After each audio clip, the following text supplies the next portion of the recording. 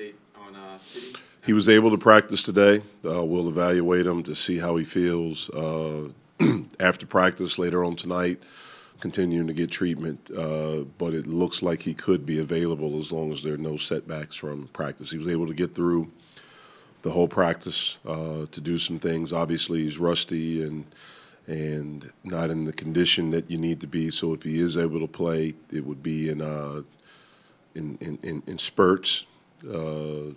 But he was able to get through practice. He looked good. He moved well. We'll have to see about the pain now and to evaluate him tonight. That ninth player would make a big difference. It would be. The other thing is that it gives us another ball handler, a guy that can create, a guy that has some experience. It would do that. I think with the young team, we probably ask you pretty often about emotion, and how to respond to different things. And this is a new one coming up, a pretty big win. How have you seen him in the last 48 hours? Yeah, we talked that night right after the game. Obviously, we were very excited, and we should have been. And we wanted to enjoy it. But just like North Carolina, we have to flush it and we have to move on. And yesterday's preparation was mainly mental. We watched tape. We walked through some things. We shot some free throws. But the message was also now it's time to move on to the next play. And we have to be ready to accept the challenge that's in front of us. And just like we didn't allow North Carolina the sting of that loss, we didn't carry that over with us for Louisville. We can't carry over the joy that we felt to this game. Like, it's a new game, and we have to be sharper in our preparation because it's also a new challenge, life on the road in the ACC. We'll have 5 guys that have never played an ACC road game. One of the players in there, just right before I came in here, we just finished practice, came and sat with me, and coach, how are road games in the ACC? And so this will be a new experience. And not only a road, you're playing against a really, really good team that's coming off of a loss. And that building has energy. Their fan base is rabid. And especially now because Kevin Keats and his staff and their team, they've really energized that fan base.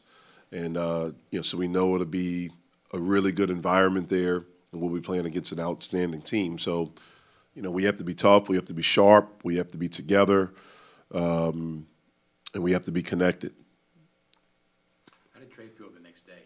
He felt fine. He was good. I think he just banged knees. I think that's all it was.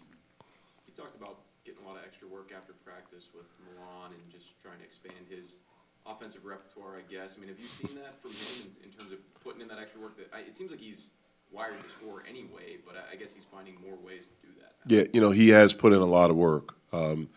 He and Coach Brown are in here sometimes, like today was before practice because he knew that we had to leave. To start to get ready to fly out. So they were in here a little bit earlier before practice. Sometimes, during the break, they would get in the morning, before practice. They do some stuff after practice. So he has put in work. But you know what? A lot of our guys have, and it's something that hopefully that's the culture we want to build where there's work, there's nonstop work. You're constantly trying to invest in your craft, invest in your game to get better and to improve things, to correct things, to something that you're good at, to refine it, to help it become better, to sharpen it, to keep it sharp. And so that's the culture we're trying to create here. When you look at him in his second game in the ACC, he scores 33 points. Do you see a limit to his potential? I mean, where can he grow still from what he showed on Wednesday? Well, he has a large room to grow. He was really, really good, and he's a good player. I love the fact that he's not afraid. A freshman playing your second ACC game, like you said, and then playing against Louisville. I mean, they're good, and they're old. Their backcourt is old.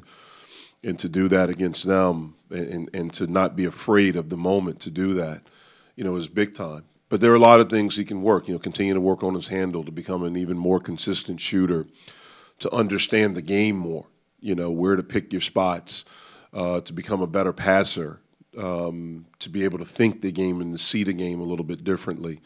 He has a large ceiling, a very high ceiling, I should say, in order to grow. And the thing I love is that he's not afraid of that. He understands that, and I think he wants that.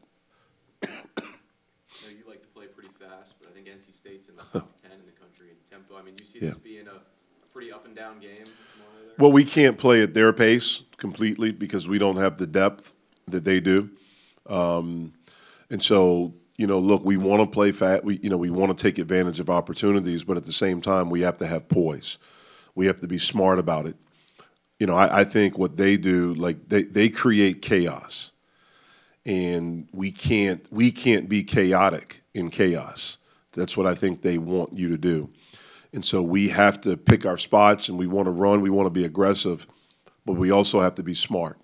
And one of the things I've talked to Xavier about, we talked a lot about this after Louisville, there may be times because of his speed where he's not tired, but the other four guys may be on the court with him. And so he has to be able to read that. That's part of his growth. And so, he's got to pull it out sometimes. He's got to slow it down sometimes and allow guys to catch up with him. You went to a 5 guards at the end, sort of out of necessity, but what was your sort of evaluation of how they played in that alignment? I thought we did okay. We had to play zone in the alignment because of we couldn't afford to have another guy foul out. And I think at that moment, we had 2 other guys, maybe 3 with 4 fouls. And so we just stuck in the zone.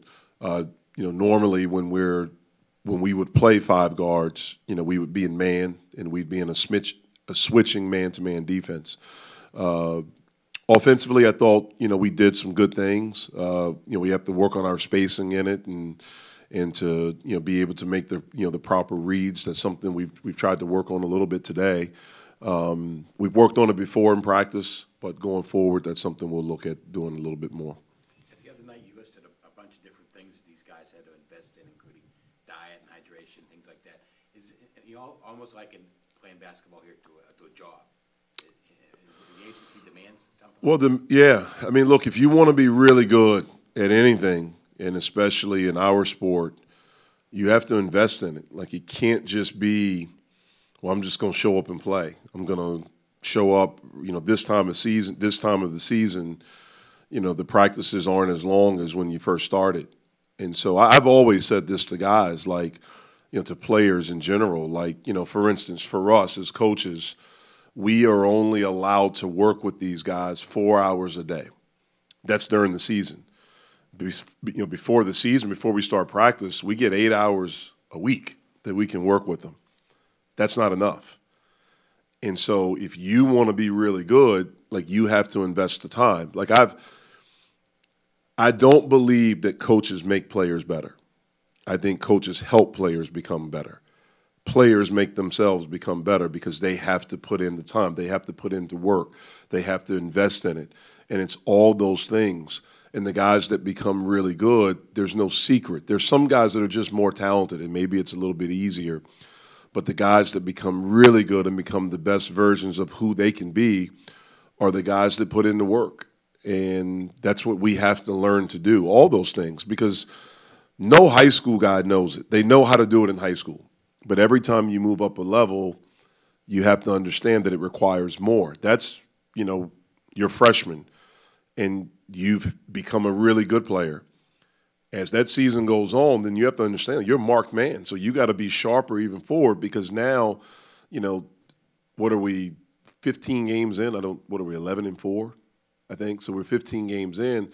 We have 15 games where teams now, like NC State, has 15 games they can watch. It's not like the third game where that third opponent that we played only had 2 games to see Xavier and to see Trey. So they picked apart his game. NC State will know Xavier's game. They'll know Trey's game. They'll know that.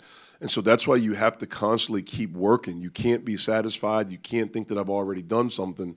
You have to keep working. And that investment requires a lot. And that's why a lot of people don't become as good as they can be because they're not willing to make that investment. Does it help, though, now that teams are maybe, once they were seeing you on film, they're saying, okay, we got to stop this Xavier Johnson kid from getting in the lane, getting to the rim. He's making so much stuff happen. But now when Trey puts something like that on film, that adds another element for teams to prepare. No, it does. It does. I mean, the more guys we have playing well, the better we'll be, and it's more guys for people to be concerned about. And so we welcome that. We want all of our guys to play really, really well. Like Terrell played extremely well against Louisville. I'm sure there'll be a little bit more attention to him, in the scouting report from NC State and from other teams going forward, because you see what he's capable of doing. And that's why he's got to work harder now. The things that he's done in the past, it's not good. You have to keep, when you have success, man, you have to keep staying sharp. You have to keep working, because people want to come after you even more then. So you have to stay sharp and diligent in your work and what you're trying to do.